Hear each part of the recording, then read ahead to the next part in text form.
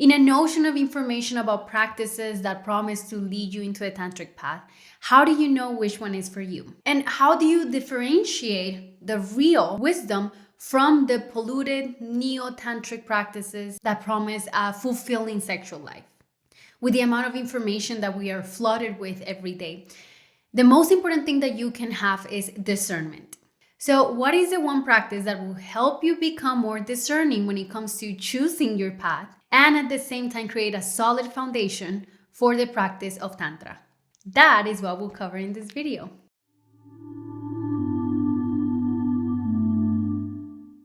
My name is Silvana and I am a course creator and the founder of the Venusian Academy, a space for the exploration of the divine feminine arts and Shakta Tantra. So Tantra in Sanskrit means to weave together. And what exactly are we weaving together? Well, it's actually the weaving of nirvana and samsara in the present moment. This is a psycho-spiritual system that promises liberation in our human life in the present moment by becoming aware of the oneness of the duality. This doesn't mean that you are rejecting samsara and going after nirvana like a lot of other practices. This is about observing both and seeing the oneness of samsara, the ignorance, and nirvana, the ecstasy of bliss of liberation. So what we're actually weaving together is our inner Shiva and our inner Shakti. The mind might want to separate by bringing into a conversation the sexual union, because if I see myself as Shakti and I attracted Shiva and we unite physically, it's Shiva and Shakti. But this union actually starts in the subtle body. It is an individual journey. After the weaving has settled in your subtle body, then it moves into your emotional body, your mental body, and then lastly, the physical body. So the most important practice to develop, and most likely the only one you will need, is mantra. My teacher always says there is no tantra without mantra. And there's profound wisdom in this because mantra is the foundation of this weaving together between our Shiva and our inner Shakti. Now, the mantra is a sound healing technology. It's like the Icaros. If you're into the world of plant medicine, in these ceremonies, the shamans will start singing these songs that they feel like they're doing something to the body. It's like they're like and they're like penetrating something that you're feeling and like aggravating something, and that starts the healing movement. So the same way that the Icaros are going into the physical and subtle body to release trauma, we have mantra to connect with the divinity. It's almost like creating a phone line between you and the divine, and then that way the energy can flow more easily. Whenever you don't have that, it's almost like there's so much noise in this reality that certain energies can't really find you. And if you're trying to stay in your awareness, in your Shiva, in your empty consciousness of just the pure awareness, and you have a bunch of sound, you're basically making it a lot harder for yourself to connect to that inner Shakti.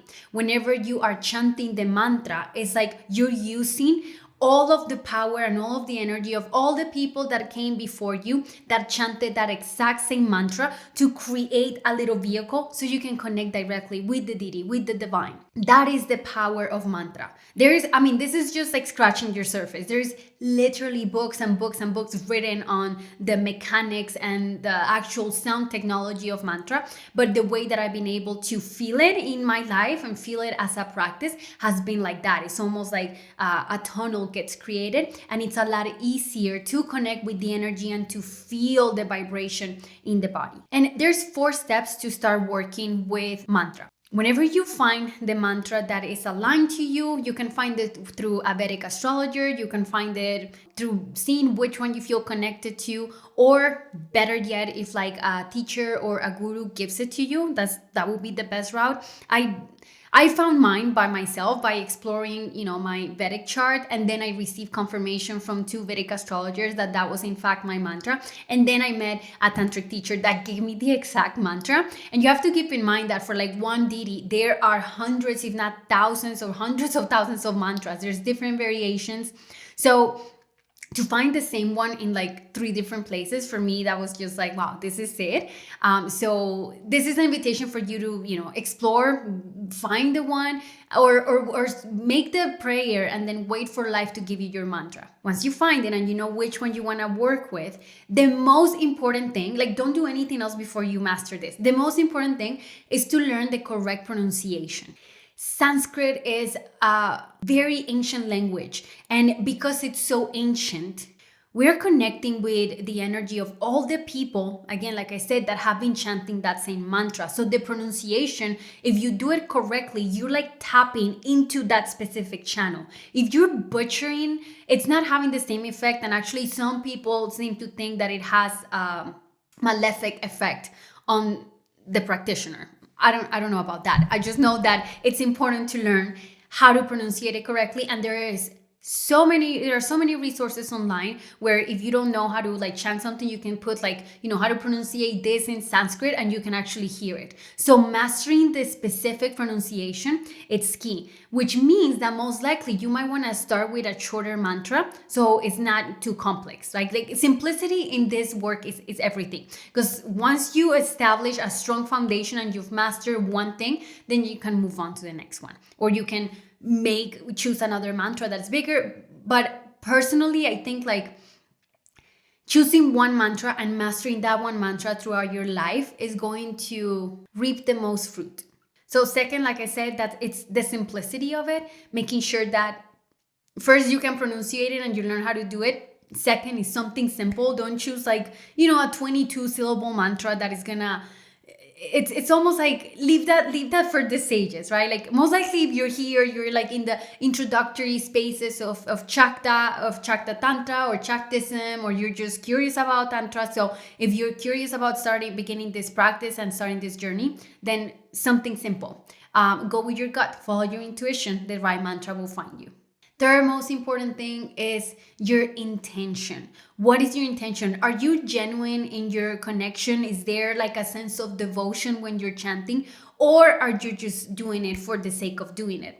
I've met many people that, you know, they do like 16 rounds of 108 repetitions on the mantra, but it's like a robotic thing. It's like, are they ever taking the time to like feel the mantra? I'm more on the school of thought of like, I'd rather have, you know, just one session done very slowly, very correctly, even if it's a less amount of times that you're repeating it.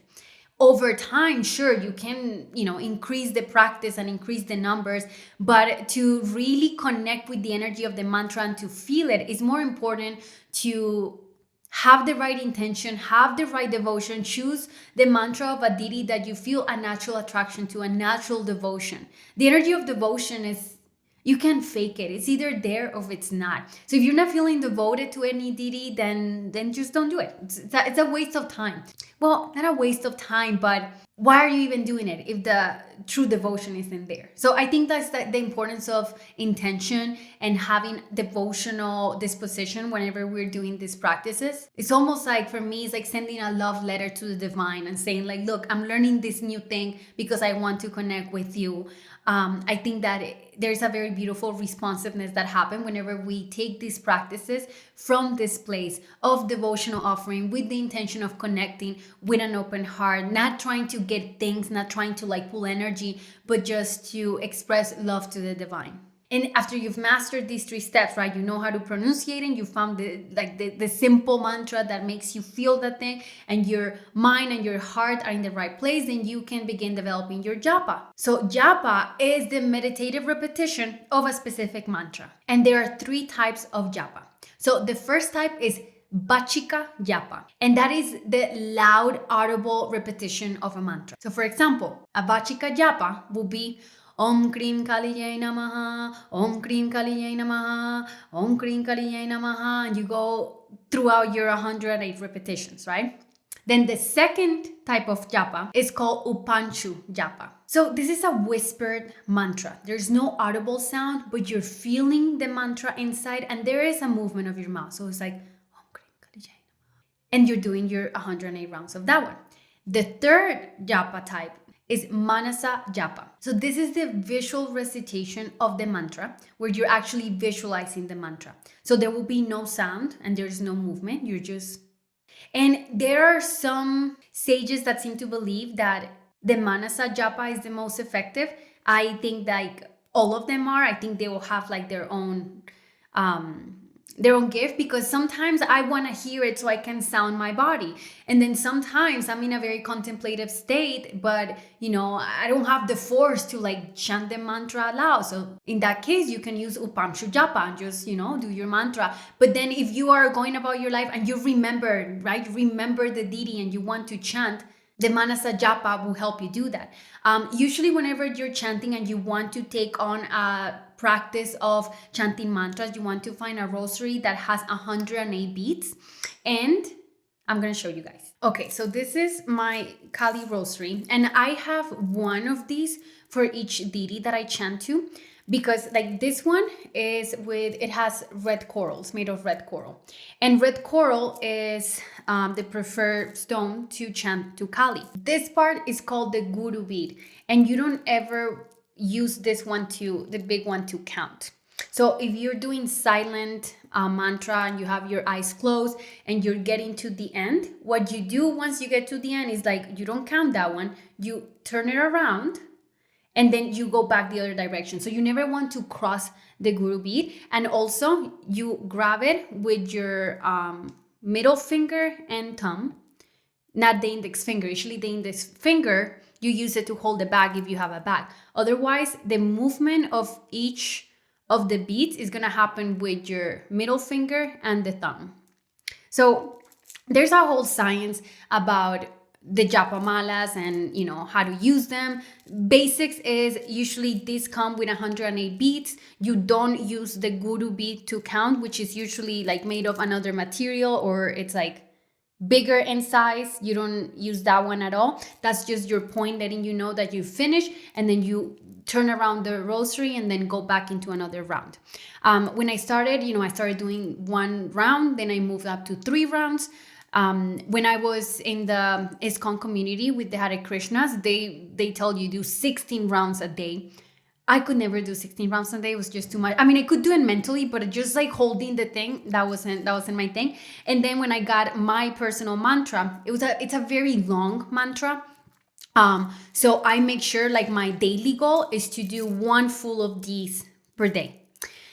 These are just, again, this can be something that is as simple as like just chanting it 3 times for yourself, or this can be a serious practice where you perform a daily sadhana where you commit to chant to the deity daily. It's up to you.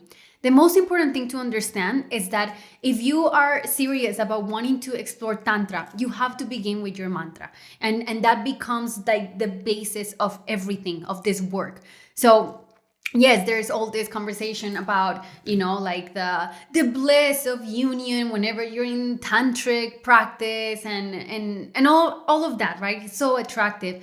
But it starts here. It starts at the level of sadhana. It starts at the level of, what is your intention? And do you choose to do the practice? Because doing that practice is letting life know that you want to anchor down into this path, into this energy. Again, there are multiple paths to Rome, right? But I have those words tattooed in my mind, which is there's no Tantra without mantra. So if there is one practice that you want to do to initiate yourself on this path, it's definitely mantra.